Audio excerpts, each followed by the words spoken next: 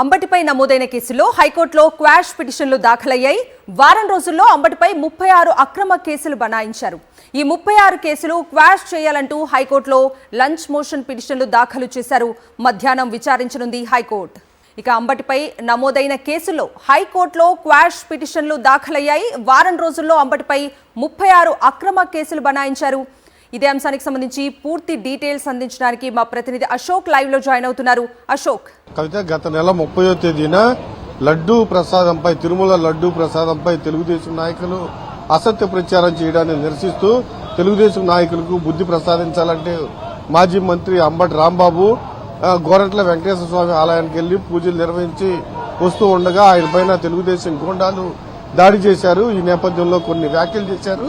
ఆ వ్యాఖ్యలపైనే తెలుగుదేశం జిల్లా అధ్యక్షుడు ఒక ఫిర్యాదు చేయడం జరిగింది. ఆ ఫిర్యాదులో కేసు నమోదు చేసిన నల్లపాడు పోలీసులు ఆయన్ను సెంట్రల్ జైలుకు పంపించారు. అయితే ఆ 8 రోజుల నుంచి 31వ తారీఖు నుంచి నిన్నటి వరకు అవే వ్యాఖ్యలపైన రాష్ట్ర వ్యాప్తంగా ఆయన పైన 36 అక్రమ కేసులు నమోదయ్యాయి. అయితే సుప్రీంకోర్టు, హైకోర్టు చాలా స్పష్టంగా చేసింది, ఇలాంటి వ్యవహారాల్లో ఏదైతే ఇన్వెస్టిగేషన్ ఆఫీసర్ ఉంటారో ఆయన పూర్తి స్థాయిలో విచారణ చేయాలి.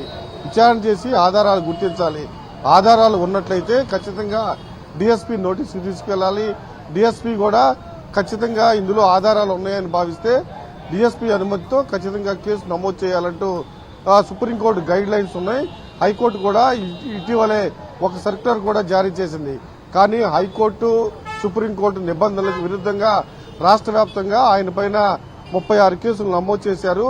వీటిని సవాల్ చేస్తూ కొద్దిసేపటి క్రితమే హైకోర్టులో 36 లంచ్ మోషన్ పిటిషన్లు దాఖలయ్యాయి. అయితే ఈ కేసులన్నింటినీ ఖచ్చితంగా క్వాష్ చేయాలి.